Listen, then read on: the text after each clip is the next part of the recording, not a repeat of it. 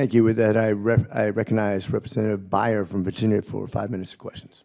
Mr. Chairman McCormick, Ranking Member Sykes, thanks so much. I'd really like to extend my thanks to Chairman Babin and Ranking Member Lofgren for letting me back on the committee. I've 8 wonderful years here, and I'm so glad to be back, however temporarily. And I'll do everything I can to advance American science. Dr. Kaiser, we share a Wellesley history. It's wonderful to see a Wellesley graduate in position of leadership. And it's come to my attention that the National Science Foundation used a neural network tool to screen proposals to determine if they're aligned with the Trump priorities. And this is happening after those proposals were recommended for award by merit review panels. And I'm worried about, aside from compromising scientific integrity, if a tool like a neural network, a large language model, is not handled responsibly, this potentially puts proprietary information into the wrong hands. Can you talk about how you're managing the large neural networks overseeing these proposals? We have for many, many years, in addition to merit review, we have reviewed proposals and awards for compliance and for harmonization with agency priorities, with many other things, research security compliance, conflict of interest compliance, and many other things in addition to the merit review.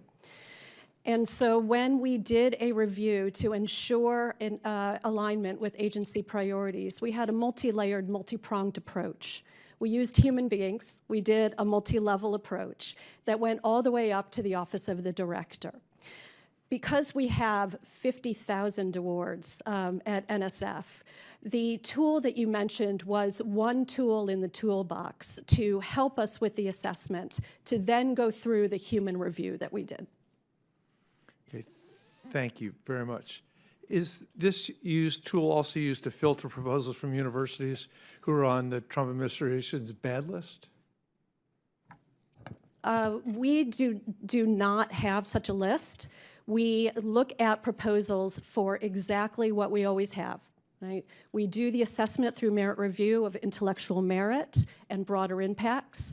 Then our program officers do the additional review for portfolio balance and alignment with priorities and compliance with other requirements at NSF. And then it goes all the way up the chain, all the way to the Chief Science Officer for approval. Thank you very much. Mr. Tilden, in your testimony, you mentioned DOE's core focuses on minimizing intellectual property loss, protecting supply chains, guarding national and economic security. And DOE has long been involved in semiconductor chips. And we've poured tens of billions of dollars in through the Chips and Science Act. With the Trump administration, they've been deeply involved in it. But going back and forth on the chips export policy. First, export restrictions and licensing requirements, then walking them back for certain things as long as a fee was paid, and then the NVIDIA H200 chips to China. So this is both a national security issue and also a technological prowess issue, because clearly, from everything that we read, semiconductor chips are national security assets, and they're critical to our advancement of technologies, critical in the AI race with China. How does the current administration's policies on chip exports literally seed technological prowess in a way that walks back the progress achieved under the Chips and Science Act and under the NSPM 33? Boy, I was hoping you weren't going to ask me that one. Look, fundamentally, any export control act, any export control measure, if you will, is a function of policy and a decision.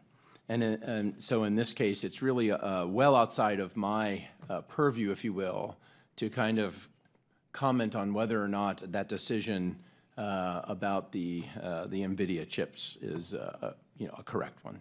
Okay, thank you for your honesty in addressing it. But I have to confess, for those of us deeply involved in the tech community, we're confused about why we have this massive race.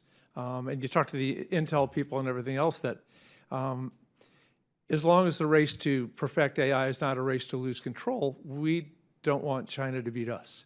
And so it's fascinating and difficult to understand this administration's decision to sell these top NVIDIA chips.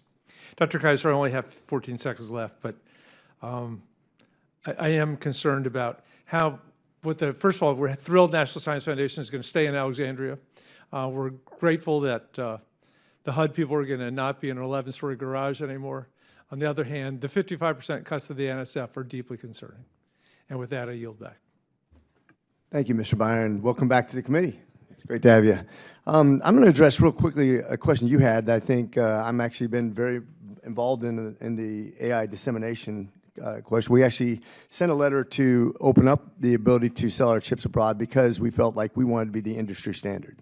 It's not that you were selling your absolute leading edge chips, but that you don't want to be supplanted by Chinese chips, by Korean chips, by Japanese chips. We want to be the industry standard. If we allow other companies to produce and supplant us, we no longer lead the world in sales, in technology, and in the ability to reinvest in the advanced technologies. And I think that's the answer to Mr. Tilden's question, or actually the question to you, is that we don't want to be supplanted by saying we're not going to allow anybody else to have our chips.